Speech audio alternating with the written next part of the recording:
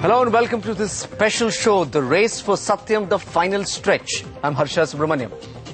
Thanks very much for joining us. I'm Shireen Bhan. In the next half hour, we will analyze how the end game for Satyam is likely to pan out.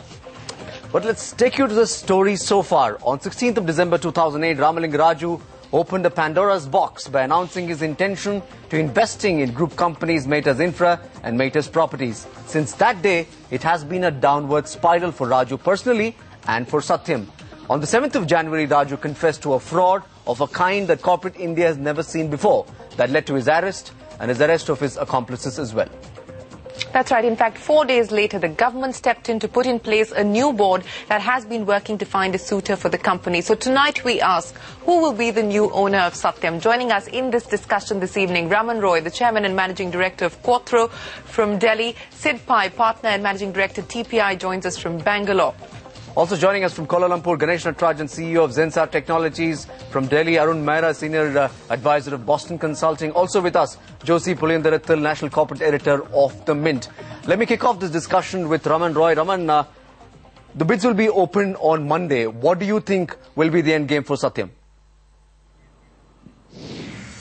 No, I think it is exciting that there are bidders who are willing to bid for the company as it exists today. Because there are liabilities, there is the unknown. While I do believe there is a robust business around it, but there are good things and bad things. And I think the end game of going with somebody who can take it to bigger aspirations, bigger ambitions, can be very exciting for Satyam, its customers, its employees, everything put together. But now, last week, the board actually clarified, some procedures as far as the bidding process were concerned. It said that if there is a 10% differential between the top two bidders, then an open auction will take place. What do you think is likely to happen? Do you actually envisage a scenario where we are going to go through that open auction round? I don't think it will be a prolonged bidding game because the amount of unknowns and the fact that some punt has to be taken by the bidders is pretty evident. And in my opinion, what the board is doing is trying to find what would be the right suitor for the strategic objectives that the board has set out. The 3-year, nobody can break up and sell pieces for 3 years and so on. They are trying to avoid somebody coming in and doing the equivalent of asset stripping with Satyam. So that it takes Satyam to the next level and next heights, because that is the kind of thing that its customers are looking for, that is the kind of thing its employees are looking for. And again, the way I look at it is that the government moved in this board to protect the interest of the employees, to protect the interests of the customers. One quick question as well, Raman. A report by Forrester recently says that it's in the interest of Satyam's clients that a pure-play technology company wins the race rather than a private equity fund. Do you subscribe to that view? See, the fact that it is a private equity player or a pure-play company is, from my perspective, not that relevant. What is relevant is what do they intend to do. Even if it is a private equity guy, if they intend to grow the business, put the right management team in place, have a strategic objective of growing the business, it would look and behave the same way as a technology company investing in it. Because I guess what Forrester said was that where the objectives of the buyer link in with the objectives of what Satyam is trying to achieve, that would be what would be the right thing to happen. So I don't think where they come from.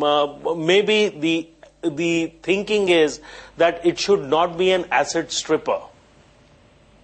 All right, should not be an asset stripper. That's been made very, very clear by the board in its RFP and right through this entire bidding process. Sid, let me get you in now. Do you actually think that a winner will emerge on Monday? Well, I certainly hope so. I think certainly the board has done everything so far in order to make sure that the constituents who are the stakeholders are actually protected. So primarily the employees and the customers. And now if we have some clarity on who the owner might be, then the third stakeholder community, which is the shareholders, will also have some clarity into what's going to be happening in the future. So I certainly hope we come up with a clear answer on Monday. Josie, are you confident that a winner will happen on Monday as well? And more importantly, we were talking about this Forrester report that also talked about perhaps this entire process falling through. If that happens, do you think there's a plan B for the board per se? That's for the board to really answer, but I would have been far more comfortable if there were more bidders in fray for the Monday decision. From what we hear, there are going to be just about 3 bids that are going to be there. And don't forget that this is going to be a bargain deal for whoever buys it. The company was valued at around $7 billion before the Ramalinga Raju December 16th statement. And today it's valued about around $800 million. So even if you assume your liabilities are a couple of $1 billion or perhaps more, still it's a bargain deal for anybody who's going to buy it. But does the board have a plan B? I sure hope they do, because in interest of shareholders, other speakers on this panel have been talking about interest of customers and interest of employees. I'd certainly like the interest of shareholders to be protected. Raman, while questions are being raised about the extent of the liabilities, and it's clearly not known, of the names that are in the bidding game so far, the likes of L&T, the likes of Tech Mahindra, who do you think stands the best chance of winning? I don't want to get into any kind of a controversy by naming somebody, but I think it would be somebody where there is the strategic objectives tie in.